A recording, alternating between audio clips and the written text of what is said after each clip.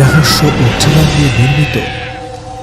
সাথে আছি আমি কাজী মুগ্ধ মৌসুম। দুপুরে বিল থেকে আসার পর থেকে কাঁচা মাছের গন্ধ পাচ্ছি। আমার মাছ একদম পছন্দ নয়, তার মধ্যে এই কাঁচা মাছের গন্ধ। বমি পাচ্ছে বারবার, নাক মুখ চেপে বসে আছি। কিন্তু সময়ের সাথে গন্ধ তীব্র থেকে তীব্র হচ্ছে। তবে এখন আর গন্ধতে গা গলাচ্ছে না, বরং ভীষণ ভালো লাগছে। জোরে জোরে নাক টেনে টেনে নিঃশ্বাস নিচ্ছি আর খুঁজে চলেছি গন্ধ কোথা থেকে আসছে। খুঁজতে খুঁজতে রান্নাঘরে এসে দেখি এক থালা পুঁটি মাছ মা নুন হলুদ মাখিয়ে রেখেছে। মাছ দেখে আর লোভ সামলাতে পারলাম না, গপাগপ মুখে পুরে নিলাম। মাছ যখন প্রায় শেষের দিকে তখন মায়ের চিৎকারে পেছনে ফিরে তাকালাম। আম্মুর চিৎকার শুনে বাড়ির শুদ্ধ লোক রান্নাঘরে হাজির। তবে আমি কিছুতেই মাছ খাওয়া বন্ধ করলাম না, গপাগপ খেতেই থাকলাম। আমার এমন আচরণ দেখে দাদি ছুটে এসে হাত থেকে মাছের থালা কেড়ে নিল। তারপর বিড়বিড় করে কি যেন বলতে থাকলো। দাদির দিকে তাকাতে দৃষ্টি ঝাপসা হয়ে এলো। লুটিয়ে পড়লাম মাটিতে। একটু আগে আমার ঘুম ভেঙেছে, ঘড়িতে কাটায় কাটায় 1টা বাজে। আমি আস্তে করে শোয়া থেকে উঠে বসলাম। পাশেই আম্মু ঘুমাচ্ছে। কোনো সারা শব্দ না করে আস্তে আস্তে বিলের দিকে যেতে লাগলাম। বিলের কাছে যেতেই আবারও তীব্র কাঁচা মাছের গন্ধ পেতে লাগলাম। গন্ধের উৎস খুঁজতে সামনে এগোতেই দেখি পুরো গা কাদা দিয়ে মাখানো অদ্ভুত ভয়ঙ্কর চেহারার এক বামন মানুষ। মানুষ বললে ভুল হবে, মানুষ দেখতে এমন ভয়ঙ্কর হয় না। তবে কে ওটা ভাবতেই গায়ে কাঁটা দিয়ে উঠল। ঠিক তখনই খেয়াল করলাম ওই বামনের সামনে আরেকজন মানুষ দাঁড়িয়ে আছে। অনেক লম্বা, জুব্বা পরিহিত, চেহারা দেখা যাচ্ছে না। তবে ওনার গা থেকে মাতাল করা আতরের ঘ্রাণ আসছে, যা মাঝে মাঝে আমি পেয়ে থাকি। তবে এই কি সেই অদৃশ্য লোক যে আমার ছায়াসঙ্গী হয়ে আছে? বামন লোকটিকে দেখলাম ওনার কাছে ক্ষমা চাচ্ছে। বামনের উক্তি, সে ইচ্ছে করে আমাকে আসর করেনি। আমি ভর দুপুরে চুল ছেড়ে দিয়ে বিলে এসেছিলাম, আর আমি নাকি ওই বামনের ছায়াতে পা রেখেছিলাম। এই দোষে সে আমাকে আসর করেছে। কিন্তু লম্বা লোকটি এসব কথা শোনার নয়, উনি বামনকে শাস্তি দিয়েই ছাড়বে। বামন আর কোনো উপায় না পেয়ে আমার কাছে ক্ষমা চাইতে লাগলো। আমি কোনো প্রত্যুত্তর না করায় বামন আমার দিকে দৌড়ে আসতে লাগলো। আমি ভয়ে চিৎকার করে উঠলাম, চোখ বন্ধ করে জোরে জোরে কান্না করে যাচ্ছি। ঠিক তখনই অনুভব করলাম দাদি আর আম্মুর কণ্ঠ। মনে সাহস সঞ্চয় করে চোখ খুলতেই দেখি আম্মু আর দাদি আমার গায়ে দোয়া পড়ে ফোঁ দিচ্ছে আর বলছে, আবার স্বপ্ন দেখে ভয় পেয়েছিস? আম্মুর কথা শুনে আমার কান্নার বেগ কমলো। বুঝতে পারলাম আসলে স্বপ্ন দেখেছি। কিছুটা স্বস্তির নিঃশ্বাস নিলাম। সেদিনের ঘটনার পরের দিনই আব্বু, আম্মু আর দাদি আমাকে নিয়ে শহরে চলে এসেছে। আমার বড় ভাই আগে থেকে শহরের এই ফ্ল্যাটটাতে পড়াশোনার জন্য থাকতো। এখন আমরা ফুল ফ্যামিলি শিফট হয়ে গেলাম। আমার খুব একটা খারাপ লাগছে না। এখানকার পরিবেশটা বেশ গোছালো। আমার সকাল বিকেল ছাদে বসেই কাটে। ছাদটা বিশাল, এই মাথা থেকে ওই মাথা প্রায় দেখাই যায় না, ঘোরানো ছাদ। আমি মাঝে মধ্যেই ওই কর্নার থেকে গিটারের টুংটাং আওয়াজ পাই, বেশ ভালোই লাগে শুনতে। সব মিলিয়ে নতুন পরিবেশে খুব একটা মন্দ লাগছে না। দুপুর 2:30। অনেকদিন হলো আমি তেমন কিছু রান্না করি না, তাই আজ ঠিক করলাম গাজরের হালুয়া বানাবো। যদিও আমার মিষ্টি খাবার পছন্দ না, তারপর মনে হলো তাই বানিয়ে ফেললাম। রুমে বসে নিউজ ফিড স্ক্রল করছি আর হালুয়া খাচ্ছিলাম। 2-1 চামচ খেয়েছি কিনা ঠিক নেই, তাকিয়ে দেখি প্রায় অর্ধেক বাটি হালুয়া শেষ। না, কিছুতেই বুঝতে পারছি না আমার সাথে সবসময় এমন হয় কেন? যে কোনো খাবার হুট করে শেষ হয়ে যায়, অথচ আমি ঠিক করে খাওয়াই শুরু করি না। সবসময় মনের ভুল ভেবে বিষয়টা এড়িয়ে যায়। তবে আসলে কি মনের ভুল নাকি অন্য কোনো রহস্য আছে? 1 কাপ কফি হাতে ছাদে বসে আছে দৃষ্টি। আজ ছাদে কেউ নেই, পরিবেশটা কেমন যেন গোমট হয়ে আছে। অস্থিরতা অনুভব করছে। ঠিক তখনই একটা শীতল দমকা হাওয়া ছুঁয়ে গেল দৃষ্টিকে। এই হাওয়ায় যেন দৃষ্টির মনকে স্থির করে দিল। পাশের বিল্ডিংয়ে থাকা দুটো বিড়ালের কেউমেও এখন ভালো লাগছে। দৃষ্টির মনে হচ্ছে বিড়াল দুটো জুটি, কি সুন্দর ঝগড়া করছে। যদিও দৃষ্টি একটু হতাশ হলো, কেননা বিড়ালের পর্যন্ত জুটি আছে, আর সে কিনা 18 বছর বয়সেও সিঙ্গেল। সে খুব একটা সুন্দরী না হলেও একজন সাধারণ মেয়ে হিসেবে প্রথম দর্শনেই ছেলেদের মনে সাড়া জাগানোর মতো। এমন না যে দৃষ্টিকে কেউ কখনো পছন্দ করেনি। স্কুল লাইফ থেকে ইন্টারমিডিয়েট লাইফ পর্যন্ত মোট 13টা প্রপোজ পেয়েছে সে। অথচ প্রপোজ করার পরে ছেলেগুলো কিছুদিনের জন্য যেন নিরুদ্দেশ হয়ে যেত, আর যখন ফিরে আসতো তখন হাতে পায়ে মুখে আঘাতের চিহ্ন বিদ্যমান থাকতো। এবং দৃষ্টিকে নিজের ছোট বোন ডাকত। শুধু বোন ডেকে ক্ষান্ত হতো না, পারলে মা ডাকত। এসব ভেবেই দৃষ্টির মন খারাপ হয়ে গেল। গ্রামে থাকায় প্রায় সব বান্ধবীদের বিয়ে হয়ে গেছে, অথচ সে শুধু বিয়ে খেয়েই কাটিয়ে দিল দিন। বান্ধবীরা দৃষ্টিকে মাঝে মাঝে বলে, তোর জন্য পৃথিবীর ছেলে পাওয়া মুশকিল বুঝলি, তোকে জিন রাজ্যের জিন বিয়ে করবে। দৃষ্টি এতেও রাজি, কারণ সে বিয়ে করতে চায়। জিন ভূত যা হয় হোক, তার একটা বর লাগবে। বিয়ে করে সংসার করবে, বাচ্চা কাচ্চা মানুষ করবে, ব্যাস। এই তো, তা না কারি কারি বই পড়তে হয়। ভাল লাগে না এ জীবন, আর ভাল লাগে না। এসব ভাবনার মাঝে গিটারের টুংটাং আওয়াজ শুনে সেদিকে পা বাড়ায় দৃষ্টি। উদ্দেশ্য গিটারের মালিককে খুঁজে বের করে তার কাছে গিটার বাজানো শেখা। 1 থালা মিষ্টির সামনে নিয়ে গিটার বাজাচ্ছে আদ্রিন। দৃষ্টির সামনে এগোতেই আদ্রিনকে দেখে থেমে গেল। এত সুন্দর মানুষ হয়? দৃষ্টির চোখের পলক পড়ছে না, একধানে তাকিয়ে আছে আদ্রিনের দিকে। এদিকে দৃষ্টির আগমনে বাঁকা হাসি ফুটে ওঠে আদ্রিনের মুখে। মনে মনে বলে, প্রাণনাশী, অবশেষে আমাদের দেখা তবে হয়েই গেল। আপনি জানেন কি প্রাণনাশী, সেই আপনার জন্মের দিন থেকে আপনার পেছনে পড়ে আছি। কি অদ্ভুত না? আমি জিন সাম্রাজ্যের যুবরাজ আরফান শায়ের আদ্রিন কিনা একটা মনুষ্য কন্যাকে ভালোবাসি। মাথায় টোকা পড়তেই পেছন ফিরে তাকায় দৃষ্টি। বড় ভাই হিসামকে দেখে কিছুটা হকচকিয়ে যায়। এ কি দৃষ্টি, একটু পর সন্ধ্যা নামবে, তুই ছাদে কি করিস? আবারও কি কাঁচা মাছ খাওয়ার শখ জেগেছে? হিসাম বলল। এটাই তবে তোর সেই বোন যে কাঁচা মাছ খায়? আচ্ছা, ছোট্ট মেয়ে কাঁচা মাছের টেস্ট কেমন? আদ্রিন আর হিসামের কথা শুনে লজ্জায় পড়ে যায় দৃষ্টি। সে কি ইচ্ছে করে কাঁচা মাছ খেয়েছে নাকি? আর সে তো হুঁশেও ছিল না। বড্ড অভিমান জন্মে ভাই আর আদ্রিনের ওপর এক ছুটে ছাদ থেকে নেমে যায় দৃষ্টি। মনে মনে ভীষণ অভিমান জমে ভাই আর ভাইয়ের বন্ধুর ওপর। দৃষ্টির বয়স তখন সবে 11 দিন। দৃষ্টির মা দৃষ্টিকে নিয়ে ঘুমিয়ে আছে। এমন সময় কিছু শব্দ শুনতে পায়। মনে হয় কেউ ফিসফিস করে কথা বলছে। অনেকক্ষণ পরেও যখন শব্দ বন্ধ হয় না, তখন দৃষ্টির মা হারিকেনের আলো নিয়ে যেই না ঘরের পেছনে যায়, ঠিক তখনই দেখতে পায় একটা বিশাল লম্বা লোক অনেক বড় বড় লাফ দিয়ে পালাচ্ছে। উনি চোর চোর বলে চিৎকার করতে থাকেন। বাড়ির শুদ্ধ মানুষ সেদিকে যায়। দৃষ্টি তখনই কান্না শুরু করে। ওর কান্না শুনে ছাদ থেকে আদ্রিন নেমে এসে দৃষ্টির সাথে কথা বলতে থাকে। তুমি জানো ছোট্ট মেয়ে, তোমাকে আমার বেশ ভালো লাগে। কারণ কি জানো? কারণ অন্য মানুষের মতো তোমার মনে কোনো হিংসা নেই, কোনো কালিমা নেই। তুমি তো এখন ছোট্টটি, এজন্য তোমার মন গোলাপের মতোই সুন্দর। এজন্য তোমাকে আমার এত পছন্দ। আর কি জানো, আমি যেদিন এ বাড়ির ওই বড় গাছটাতে আমার বাড়ি হিসেবে বেছে নিই, সেদিনই তোমার জন্ম। সেই হিসেবে আমাদের আগমন একই দিনে। আমরা সেই হিসেবে বন্ধু, কেমন? মাত্র 11 দিনের দৃষ্টির আদ্রিনের কথা বোঝার কোনো ক্ষমতা নেই। সে শুধু ফ্যালফ্যাল করে তাকিয়ে আছে আর একটু পরপর কান্না করছে। কিরে আদ্রিন, কোন দুনিয়ায় হারিয়ে গেলি রে? হিসামের কথা শুনে ভাবনায় ছেদ ঘটে আদ্রিনের। আরে কিছু না, ভাবছি দৃষ্টিকে প্রাইভেট কোনো ভার্সিটিতে ভর্তি করিয়ে দেব। সারাদিন বাসায় একা একা থাকে, বাইরে গেলে বন্ধুবান্ধব হলে তাদের সাথে মিশলে মন ভালো থাকবে। হিসামের সব কথাই ভালো লেগেছে আদ্রিনের, কিন্তু ওই যে বন্ধুবান্ধব, এই কথাটা মোটেও পছন্দ হয়নি। মেয়ে বান্ধবী থাক হাজারটা, তাই বলে ছেলে বন্ধু কেন? রাগে গজগজ করতে করতে ছাদ থেকে নেমে যায় আদ্রিন। এখন ওই 100 বছরের পুরনো বটগাছের মাথায় বসে লম্বা করে পা না ঝুলালে শান্তি পাবে না সে। এদিকে হিসাম বুঝতে পারে না আদ্রিন রেগে গেল কেন। ভার্সিটিতে ভর্তির কথা শুনে খুব খুশি হয়েছিল দৃষ্টি। খুশি মনে গিয়ে ভর্তি হয়ে এসেছে।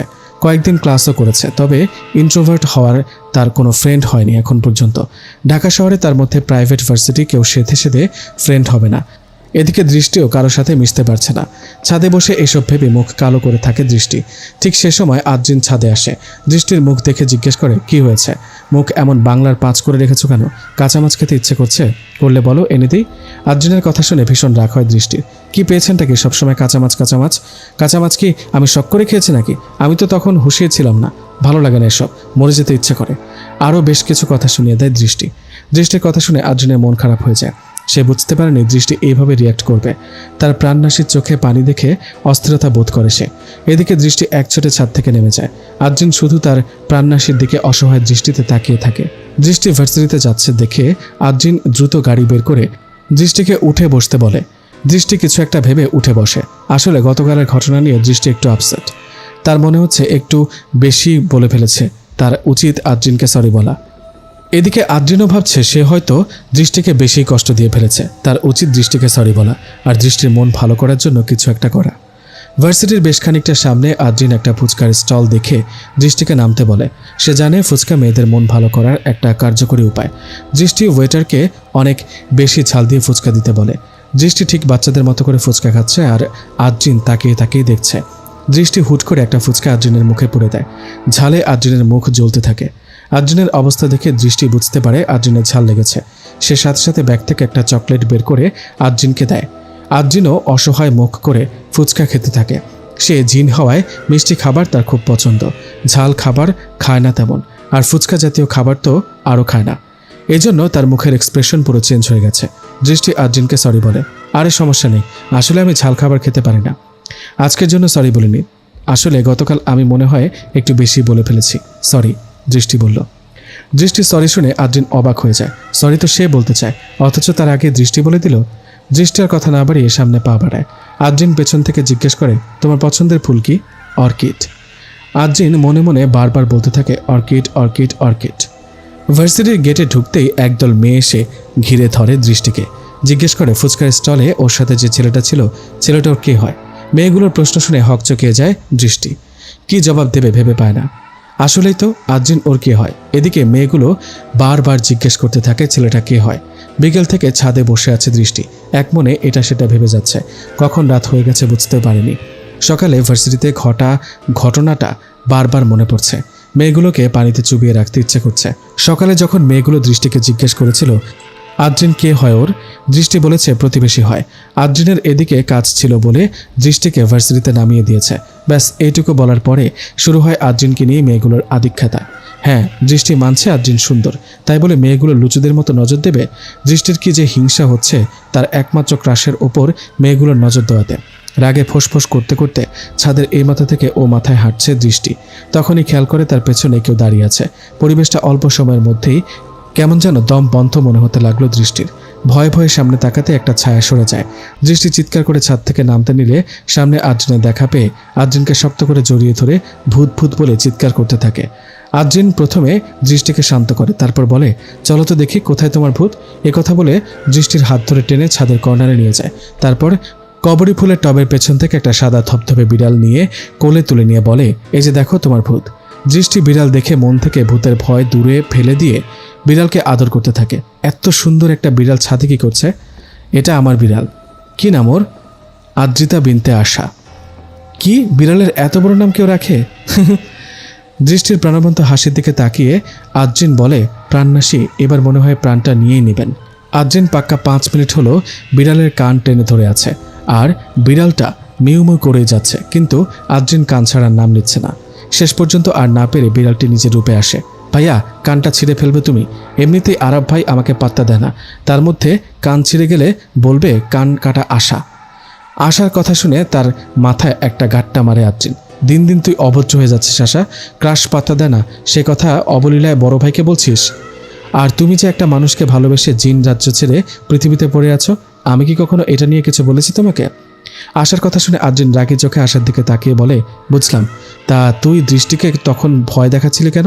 আর হঠাৎ করে এখানে আসলি কেন? কি উদ্দেশ্য তোর? আসলে আমি ছাদে বসেছিলাম, দৃষ্টিকে দেখে ভাবলাম একটু ভয় দেখানো যাক, তাই আর কি।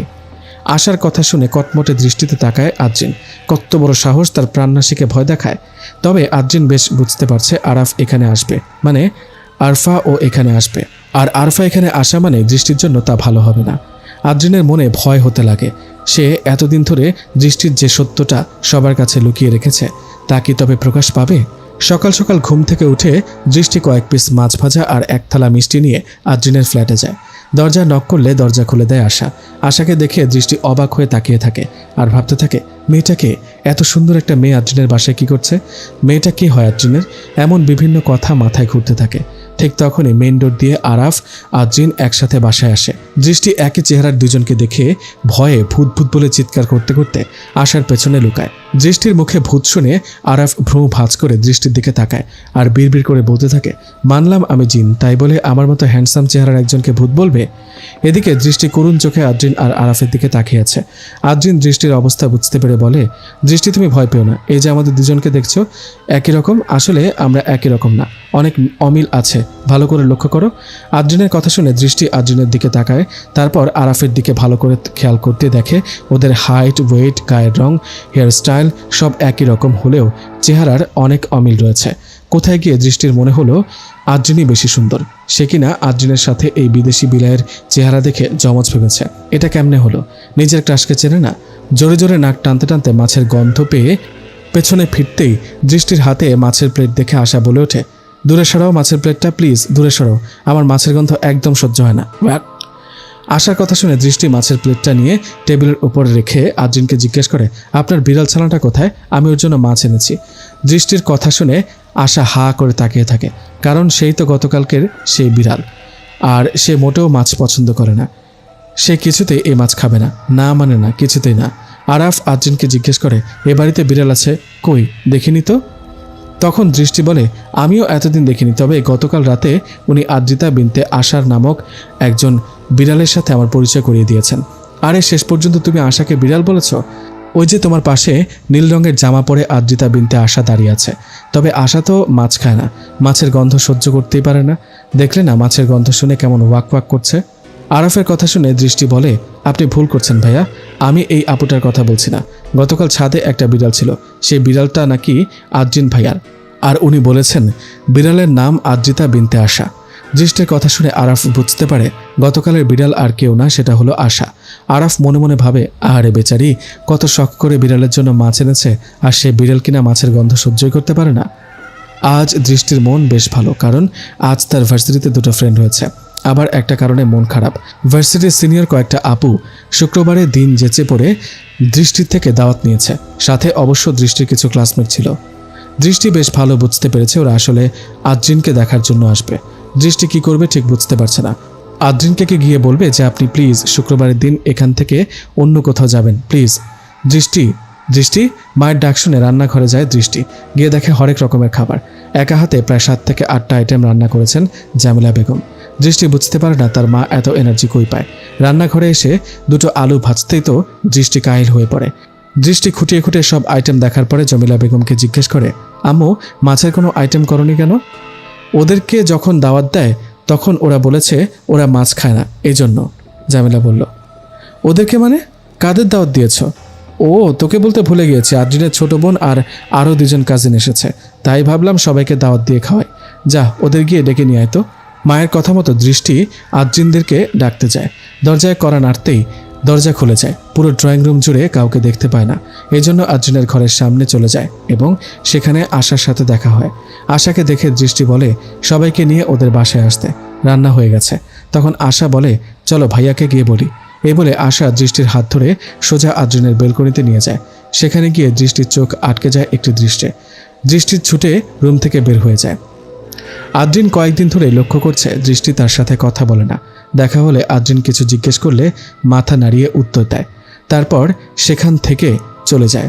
অথচ আগে বেশ এটা ওটা জিজ্ঞেস করত, এখন কেমন যেন মনমরা হয়ে থাকে। আচ্ছা, দৃষ্টি আরফার সাথে এমন করছে, আরফা কি কিছু বলেছে দৃষ্টিকে? বিভিন্ন প্রশ্ন মাথায় ঘুরপাক খেতে থাকে আদ্রিনের। ভাইয়া খেয়ে আয়, আশার ডাকে আরফা আদ্রিন খেতে বসে। সবাইকে ভাত বেড়ে দিয়ে মাংসের বড় হাড়ের টুকরোটা আশা আরাফের প্লেটে দেয়। আশার এমন কাণ্ড দেখে আরফা হাসতে থাকে, আর আদ্রিন বলে, কি যুগ আসলো, মানুষ থুকু জিন কন্যা নিজের ভাইকে বাদ দিয়ে চাচাতো ভাইকে আদর যত্ন করে খাওয়াচ্ছে। বাহ! আদ্রিনের কথা শুনে আরফা নিজের প্লেট থেকে খাবার তুলে আদ্রিনের প্লেটে দেয়। আরফার কাজে রাগী দৃষ্টিতে আরফার দিকে তাকিয়ে খাবার টেবিল থেকে উঠে যায় আদ্রিন। আদ্রিনের এমন ব্যবহারে আরফার চোখ থেকে ফোঁটা ফোঁটা জল ভাতের থালায় পড়তে থাকে। বোনের চোখে পানি দেখে আরাফের বেশ খারাপ লাগে। সে তার ভালোবাসা পায়নি, সে জানে ভালোবাসার মানুষকে হারানোর কষ্ট, না পাওয়ার কষ্ট। তাই আরফার কষ্ট ও বেশ ভালো বুঝতে পারছে আরাফ।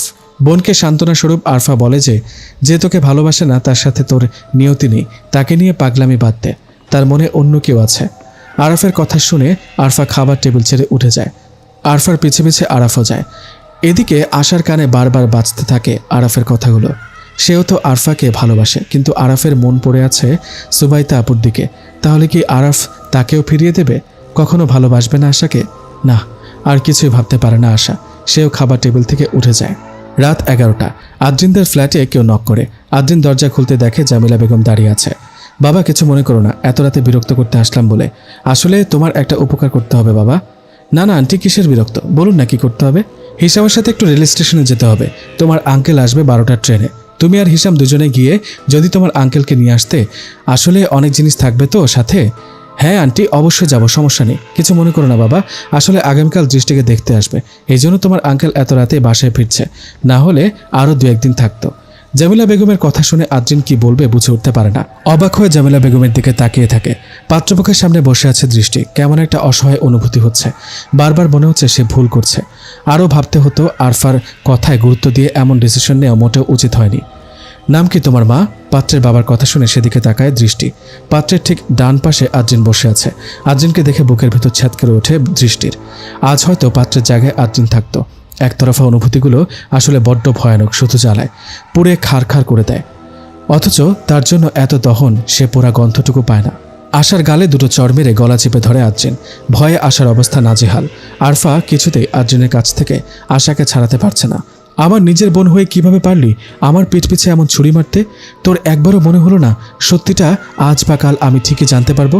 তোকে আমার বোন ভাবতে ঘৃণা হচ্ছে, তুই কি সত্যি আমার সেই আশা, নাকি তুই পথভ্রষ্ট স্বার্থপর আশা? আশা আদ্রিনের কথার কোনো উত্তর দিতে পারে না। দুই চোখ বেয়ে অশ্রু উপচে পড়ছে। আসলে সে ভুল করেছে। আরফার কথায় এমন করা মোটেও উচিত হয়নি। সে তো জানে তার ভাই দৃষ্টিকে কতটা ভালোবাসে, তাহলে কি করে সে স্বার্থপরের মতো নিজের স্বার্থের কথা ভাবলো? আরাফ বলল, ছাড়, কি করছিস নাকি, পাগল হয়ে গেছিস নাকি? আদ্রিনের হাত থেকে আশাকে ছাড়াতে ছাড়াতে কথাগুলো বলছে আরাফ। আদ্রিনের চোখ দিয়ে যেন আগুন ঝরছে, সবকিছু এখনই শেষ করে দিবে। আগুন ছড়া রক্ত রাঙা চোখে আরফার দিকে তাকিয়ে আদ্রিন বলে, যদি আর কখনো আমার আর দৃষ্টির মধ্যে কোনো ঝামেলা তৈরি করার চেষ্টা করেছিস, সেদিন তোর শেষ দিন। আরফাকে অনেক বোঝানোর পরেও আরাফ ব্যর্থ। এত করে বলেছে আদ্রিনকে ভুলে যা, জিন রাজ্যে ফিরে যা। কিন্তু আরফার এক কথা, আদ্রিনকে তার চাই। শুধু তাই নয়, আরাফকে এও বলেছে, সুবাইতা আপু নেই আজ 18 বছর, তুমি তাকে ভুলতে পারোনি। আমি কি করে আদ্রিনকে ভুলে যাব, যেখানে গত 100 বছর ধরে আমি ওকে ভালোবাসি? সুবাইতার নাম শুনে আরাফের সেদিনের কথা মনে পড়ে যায়। কি নিষ্ঠুর ছিল নিয়তি সেদিন। শত চেষ্টা করে সুবাইতাকে বাঁচাতে পারেনি। তবে সুবাইতাকে বাঁচাতে না পারলেও সুবাইতার বোন সুনাইরাকে বাঁচিয়েছে। কিন্তু এখন তার নিজের বোন সুনাইরার বড় শত্রু হয়ে আছে। তবে কি আরাফ সুবাইতাকে দেওয়া কথা রাখতে পারবে না? কি হচ্ছে সব আরাফ আর পারছে না। বড্ড অসহায় লাগছে নিজেকে। দৃষ্টিকে পাত্রপক্ষের বেশ পছন্দ হয়েছে। খুব দ্রুত বিয়ের দিন তারিখ ঠিক করবে। এই কথা শোনার পর থেকে দৃষ্টির মন ভেঙে চুরমার হয়ে যাচ্ছে। মনে হচ্ছে কেউ যেন ধারালো চাকু দিয়ে বারবার কলিজাতে কোপ বসাচ্ছে, জ্বলন্ত কয়লায় ছ্যাঁকা দিচ্ছে কলিজাতে। কি অসহনীয় যন্ত্রণা। এদিকে আশা কেঁদেই চলেছে। একমাত্র ভাইয়ের চোখের মণি থেকে চোখের বিষ হয়ে গেছে। কিছুতেই বিশ্বাস হচ্ছে না তার ভাই তার সাথে এমন আচরণ করেছে। আরফাও কাঁদছে। সে মানতে নারাজ আদ্রিন তার নয়। ইচ্ছা করছে পৃথিবীর সব নিয়ম ভেঙে আদ্রিনকে নিজের করে নিতে। এদিকে আদ্রিনের মন খারাপের কালো ছায়া মেঘ করে আছে। একদিকে প্রিয়তমা তাকে ভুল বুঝেছে, অন্যদিকে আশার সাথে করা আচরণের জন্য অনুতপ্ত। হাজার হলেও ছোট বোন, পাশাপাশি দুটো ফ্ল্যাটে 5টা জীবন, অনিশ্চয়তা, অসহনীয় যন্ত্রণা, না পাওয়ার বেদনা, হারানোর ভয় নিয়ে রাত কাটাচ্ছে। আজ রাতটা যেন দুঃখের রাত। পাশাপাশি 5টা জীবন একই সূত্রে গাঁথা, অথচ কারো মুখে হাসিনি। কান্না থামা। আশা, আমি বুঝতে পেরেছি তুই আরফার কথায় এমনটা করেছিস। ভাইয়া, আমি বুঝতে পারিনি। আরফা আপু বলেছিল আপুর হেল্প করলে আপু আমাকে হেল্প করবে। তাই সেদিন যখন দৃষ্টি এ বাড়িতে এসেছিল, আমি ইচ্ছে করে ওকে তোমার রুমে নিয়ে গিয়েছিলাম। আর আরফা ইচ্ছে করে ইমোশনাল হওয়ার নাটক করে তোমাকে জড়িয়ে ধরেছিল। আর দৃষ্টি এই দৃশ্য দেখে অভিমান করে চলে যায়। আর তারপর আমি আর আরফা আপু দুজনে ওকে বোঝাই তোমার আর আরফা আপুর বিয়ে ঠিক করা আছে। তারপর দৃষ্টি কি যেন বুঝে নিজে তোমার আগে বিয়ে করতে চায়। আর আমি ভেবেছিলাম দৃষ্টি তো মানুষ, ও আর তোমার আলাদা থাকাই ভালো। দৃষ্টি মানুষ তোকে কে বলল? আদ্রিনের কথা শুনে আশা অবাক হয়ে তাকিয়ে থাকে। তাহলে দৃষ্টিকে? দৃষ্টি সুবাইতার ছোট বোন সুনাইরা।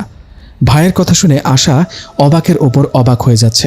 সে তো জানে সুবাইতা আপু আর সুনাইরা 18 বছর আগে আইনুন জিনদের সাথে যুদ্ধে নিজেদের জীবন দিয়ে ইফরিদি জিনদের রক্ষা করেছে। কি শুনছে এসব আজ? দৃষ্টি সুনাইরা কি করে হয়? অবাক হচ্ছিস তো? তাহলে আজ তোকে সত্যিটা বলি। 18 বছর আগে আইনুন জিনেরা ক্ষমতার লোভে আমাদের রাজ্যে আক্রমণ করে।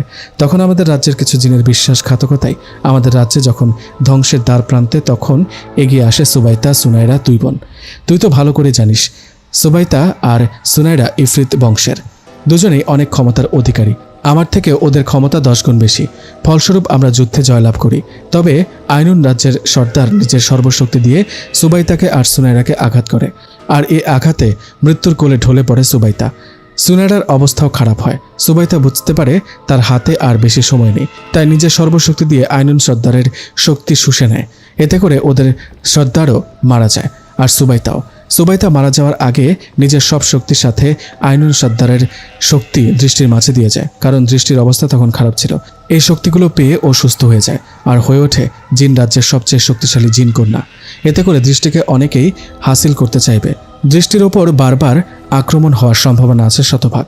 এজন্য আমরা ওকে এই মানুষের পৃথিবীতে মানুষ রূপে পাঠিয়ে দিই, যাতে কেউ বুঝতে না পারে ওর রহস্য। আসল দৃষ্টি জন্মের পরে মারা গেছে। আমরা সুনাইরাকে আসল দৃষ্টির জায়গায় দিয়ে দিয়েছি। এতে করে দৃষ্টি মা যেমন মেয়ে হারানোর কষ্ট পায়নি, ঠিক তেমন দৃষ্টি মানুষের সাথে বেড়ে ওঠার সুযোগ পেয়েছে। এই আমি নিজে হাতে ওর পুরনো স্মৃতি মুছে দিয়েছি সব। আর কোনো লড়াই চাই না। আরাফ যেমন সুবাইতাকে হারিয়েছে, আমি আমার সুনাইরা ওরফে দৃষ্টিকে হারাতে চাই না।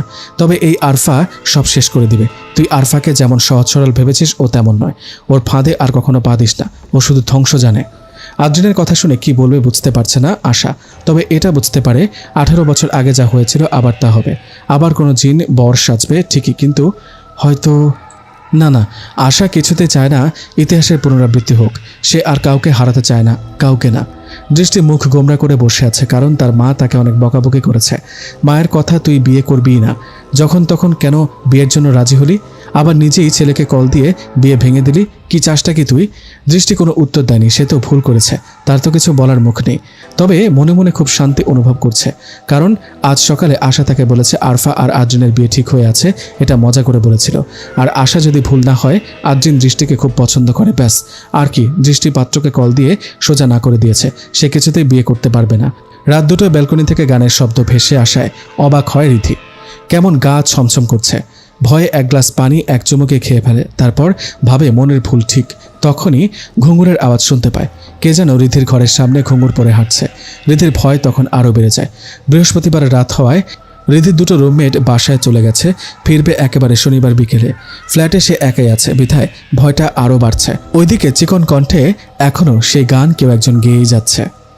আমি যে তোমার, শুধু যে তোমার, আমি যে তোমার। কণ্ঠস্বর এত শীতল যে রিধির গা হিম হয়ে যাচ্ছে।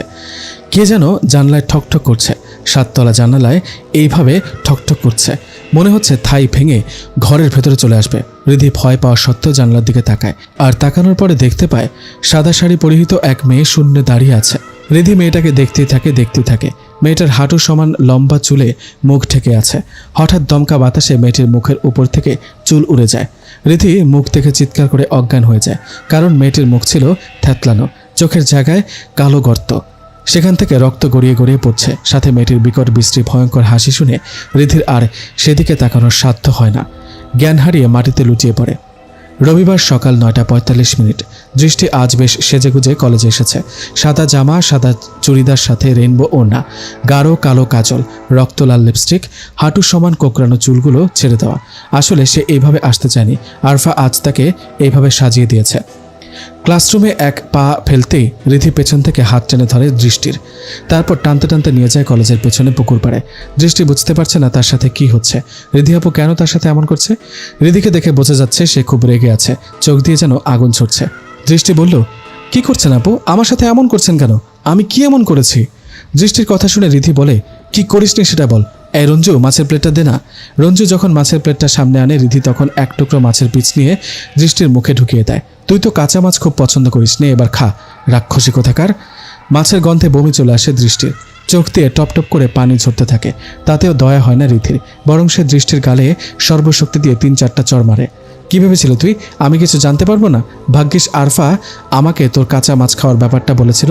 তারপর কাল রাতে আরফাকে যখন নক দিই, তখন জানতে পারি তুই আদ্রিনকে পছন্দ করিস। ব্যাস, আর বুঝতে বাকি থাকে না তুই ইচ্ছে করে আমাকে ভয় দেখিয়েছিস। নিশ্চয়ই তোর সাথে জিনদের কানেকশন আছে, তাদের দিয়ে আমাকে ভয় দেখিয়েছিস।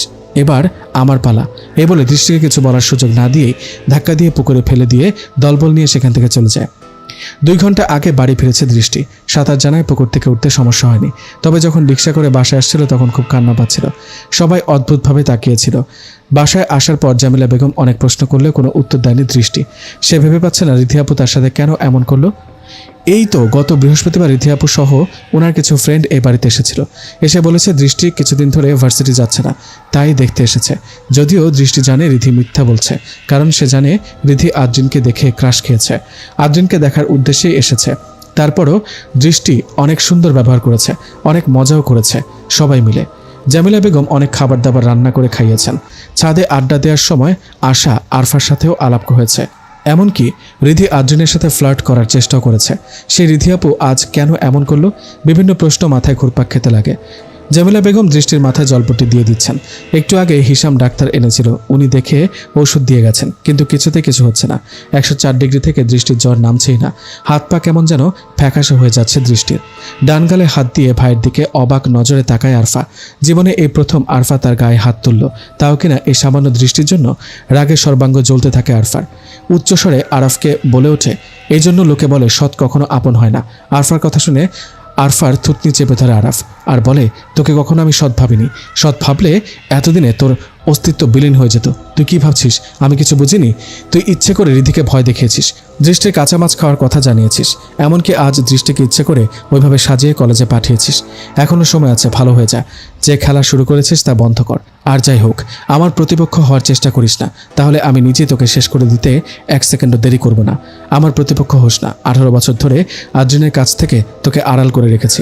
মনে রাখিস, আদ্রিন সত্যিটা জানতে পারলে তুই বিনাশ হয়ে যাবি। আরাফের কথা শুনে তার ছেলের হাসি দেয় আরফা আর বলে, 18 বছর আগে যা পায়নি এবার তা হাসিল করে ছাড়বো। যে বাধা হবে তাকে আগে শেষ করব। লাল রঙের একটি বৃত্তের মধ্যে বসে বসে চোখ বন্ধ করে কি সব বিড়বিড় করছে আরফা। সামনে আগুন জ্বলছে, আগুনের ভেতরে একটা বিন দাউ দাউ করে জ্বলছে। একটু খেয়াল করলে দেখা যাবে ঘরের ভেতরে অনেকগুলো বিভিন্ন প্রজাতির সাপ কুণ্ডলি পাকিয়ে বসে আছে। আরফা একটার পর একটা রিচুয়াল করছে, কিন্তু সব রিচুয়াল ব্যর্থ হচ্ছে। হঠাৎ পুরো ঘর ধোঁয়া দিয়ে ভরে গেল। সে চোখ পিটপিট করে তাকাতেই আটকে উঠল। তুমি? না না না, এ হতে পারে না। আমার এতদিনের সাধনা এভাবে ব্যর্থ হতে পারে না। আরফার কথা শুনে আগন্তুক হেসে ওঠে। বড্ড ভয়ঙ্কর শোনাচ্ছে সে হাসি। আগন্তুক হাসি বন্ধ করে রূপার শিকল দিয়ে আরফাকে বেঁধে ফেলে আর বলে, তোকে আমি আজ মারবো না, তোকে মারবো তিলে তিলে। আজ আবার একজন জিন বর সাজবে। আমি চাই না 18 বছর আগে ইতিহাসের পুনরাবৃত্তি ঘটুক। আজকের পর থেকে আবার প্রত্যেকটা জিন বর সাজবে। আবার জিন গোত্রে বিয়ের ধুম চলবে। ইফরিদি ইফরিত 2 গোত্রের জিনদের বংশবৃদ্ধি হতে থাকবে। আইনুন গোত্রকে এবার আমি দেখিয়ে দেব ইফরিত রাজকন্যা চাইলে কি করতে পারে। 18 বছর আগে আইনুন জিনরা আমাদের যে অভিশাপ দিয়েছে তা আজ খণ্ডন হবে। আজ একজন জিন বর সাজবে এবং বিয়েও সম্পন্ন হবে। আগন্তুকের কথা শুনে আরফা ছটফট করতে থাকে। তাদের এত বছরের কষ্ট, এত বছরের সাধনা এভাবে নষ্ট হতে পারে না, কিছুতেই না। ওদিকে আগন্তুক ফোঁসফোঁস করতে করতে একে বেঁকে চলে যায়। আরাফ আদ্রিনের মাথায় বরের টোপর পরিয়ে দিচ্ছে আর বলছে, 18 বছর আগে আমিও বর সেজেছিলাম, কিন্তু বিয়েটা আর হয়নি। এরপর ইফরিদি গোত্রের আর কোনো জিন বর সাজতে পারেনি আইনুন গোত্রের অভিশাপের জন্য। তবে আমি চাই আজ তুই ইফরিদি গোত্রের রাজপুত্র হয়ে এই অভিশাপ খণ্ডন কর। আবারও জিনরা বর সাজুক, আবারও খুশির ফোয়ারা শুরু হোক। এবার সব ভালো হবে। আমি সব বুঝে শুনেই এই সিদ্ধান্ত নিয়েছি। তুই শুধু আরাফকে সামলে নিস, বাকিটা আমি দেখে নিব। আদ্রিন বলল। কয়েকটা রং মিশ্রিত লেহেঙ্গা পরেছে দৃষ্টি। লেহেঙ্গা কেমন জানি স্বর্ণের মতো গ্লেজ দিচ্ছে। হাত ভর্তি করে মেহেদি পড়েছে। তোমার হাতে মেহেদির রং কত সুন্দর গাঢ় হয়ে বসেছে। আদ্রিন ভাই আসলেই তোমাকে অনেক ভালোবাসে, দৃষ্টির কাজিন মিতা বলল। মিতার কথা শুনে লজ্জায় দৃষ্টি 2 হাত দিয়ে মুখ ঢেকে রাখে। তার বিশ্বাস হচ্ছে না আজ তার আর আদ্রিনের বিয়ে। কিভাবে কখন কিভাবে যে সবটা ঠিক হয়ে গেল। এই তো সেদিন আদ্রিন ঘর ভর্তি সবার সামনে দৃষ্টির বাবাকে প্রস্তাব দিয়ে বসলো, দৃষ্টিকে বিয়ে করতে চায়। তারপর আর কি, এমন সোনার টুকরো ছেলেকে কেউ হাতছাড়া করে নাকি? তিনি সাথে সাথে রাজি হয়ে গেলেন। তবে দৃষ্টির একটু মন খারাপ, কারণ বিয়েটা হচ্ছে একেবারে ঘরোয়াভাবে, মাত্র কয়েকজনকে নিয়ে। অথচ দৃষ্টির ছোটবেলা থেকে অনেক ইচ্ছে ছিল তার বিয়ে ধুমধাম করে হবে। তবে এইভাবে নিজেকে সান্ত্বনা দিচ্ছে যে বিয়েটা প্রিয় মানুষের সাথেই হচ্ছে। বর এসেছে গুঞ্জনে দৃষ্টির মুখ লজ্জায় আরও রাঙা হয়ে গেল। মনে মনে ভাবছে, না জানি আদ্রিনকে কত সুন্দর লাগছে। আদ্রিন তাকে বউ সাজে দেখে কি বলবে, আদ্রিনের মুখোমুখি কিভাবে দাঁড়াবে, এসব ভেবেই লজ্জায় লাল হয়ে যাচ্ছে। আদ্রিন আর দৃষ্টিকে পাশাপাশি বসানো হয়েছে। মাঝখানে রজনীগন্ধা ও গোলাপ ফুল দিয়ে দুজনকে আড়াল করা হয়েছে। ওদের বিয়ে পড়ানো শুরু হয়েছে। বিয়ে পড়াচ্ছে আদ্রিনের দাদাভাই। যখনই দৃষ্টি কবুল বলবে প্রচণ্ড ঝড় শুরু হয়ে যায়। মনে হচ্ছে অনেক অনেক মানুষ চিৎকার করছে। তারা দৃষ্টিদের বাড়িতে ঢুকতে চাচ্ছে, কিন্তু কিছু একটা বাধা দিচ্ছে। দৃষ্টি ভয়ে কান্না করে ফেলে। সে ভাবছে ছোট থেকে যে জিনেরা তাকে জ্বালাতো তারা এমন করছে, কিন্তু আদ্রিন না জানে আসলে আইনুন জিনরা এমন করছে। আরাফ গোলাপ জলের মতো কি যেন একটা ছিটিয়ে দেয় পুরো বাড়িতে। তখন তাণ্ডব কিছুটা কমে। তখন সবাই দৃষ্টিকে কবুল বলতে বলে, কিন্তু ওর গলা দিয়ে কথা বের হতে চায় না। কয়েক মিনিট কেটে যায়, দৃষ্টি চুপ হয়ে থাকে। তখন আদ্রিন আলতো করে দৃষ্টির হাত ধরে। দৃষ্টি যেন ভরসা পেল সে সাথে আছে। সাথে সাথে উঠে আলহামদুলিল্লাহ কবুল। ঠিক তখনই আবার ঝড় শুরু হয়। দৃষ্টিদের বাসার বিদ্যুৎ চলে যায়। বিকল্প ব্যবস্থাও কাজ করে না। পুরো বাড়ি খুটখুটে অন্ধকারে ডুবে যায়। তবুও দাদা মশাই থেমে থাকে না। তিনি আবারও বিয়ে পড়ানো শুরু করেন। আদ্রিন যখন বলে আলহামদুলিল্লাহ কবুল, ঠিক তখনই বিদ্যুৎ চলে আসে। সমস্ত ঝড় তুফান থেমে যায়। দাদামশাইয়ের মুখে হাসি ফুটে ওঠে। তিনি মনে মনে বলেন, ইফরিদিরা তোমরা তৈরি হও, আবার তোমরা বর সাজবে, আবার জিন বর সাজবে। এক হাত ঘোমটা দিয়ে বসে আছে দৃষ্টি। আদ্রিন সে কখন থেকে বলেছে, ঘোমটাটা তোলো, তোমার মুখটা একটু দেখি। ওদিকে আদ্রিনের কথা শুনে দৃষ্টি রাগে ফুঁসছে। বউ কখনো নিজের ঘোমটা নিজে তোলে? সে তো আদ্রিনকে খুব চালাক মনে করত, কিন্তু বিয়ে করার পরে এমন ব্যাককেল হয়ে গেল কেন? ঠিক তখনই খাটের নিচ থেকে আওয়াজ আসে, আরে গাথা, দৃষ্টি না, ঘোমটা তুই তুলবি। খাটের নিচ থেকে আরাফের আওয়াজ শুনে লাফিয়ে ওঠে দৃষ্টি। আদ্রিন আরাফকে খাটের নিচ থেকে টেনে বের করে। তখন আবার আশা আলমারির ভেতর থেকে হেসে ওঠে। দৃষ্টি গিয়ে আলমারি খুলে আশাকে বের করে আর আলমারির পেছন থেকে মিতুকে বের করে। ওদের এমন কাণ্ড দেখে আদ্রিন কি রিয়াকশন দেবে ভুলে যায়। ওরাও সুযোগ পেয়ে পালিয়ে যায়। আদ্রিন গিয়ে দরজা বন্ধ করে দিয়ে আসে। ততক্ষণে দৃষ্টি বেলকনিতে চলে যায়। মাথা থেকে ঘুমটা খুলে ফেলে হাঁটু সমান কোকড়ানো চুলগুলো ছেড়ে দেয়। মৃদু বাতাসে চুলগুলো উঠতে থাকে, চোখ দিয়ে যেন আগুন ছড়ছে। মনে মনে বলে এখানেই শেষ না, বরং শুরু। শেরপানি কখনো নিজের প্রতিশোধ ভোলে না। দৃষ্টির মুখে খেলে এক রহস্যময় হাসি। আদ্রিন দৃষ্টিকে পেছন থেকে এসে জড়িয়ে ধরে বলে, প্রাণনাশী, পরাণটা কেবল জোরালো। দৃষ্টিও সোজা হয়ে শক্ত করে আদ্রিনকে জড়িয়ে ধরে বলে, সারা জীবন পাশে থেকো প্লিজ, তুমি হলে আমার আর কিচ্ছু লাগবে না। আদ্রিনও বলে ওঠে, ভালোবাসি বউ, আমি সারা জীবন তোমারই থাকবো। ঠিক তখনই একটা চিল উড়ে যেতে নেয় দৃষ্টির সামনে দিয়ে। সে যখনই চিলের দিকে তাকায়, চিলটা পুড়ে ছারখার হয়ে যায়। দৃষ্টি মনে মনে বলে ওঠে, এখন থেকে তবে শুরু হলো শেরপানি প্রতিশোধ।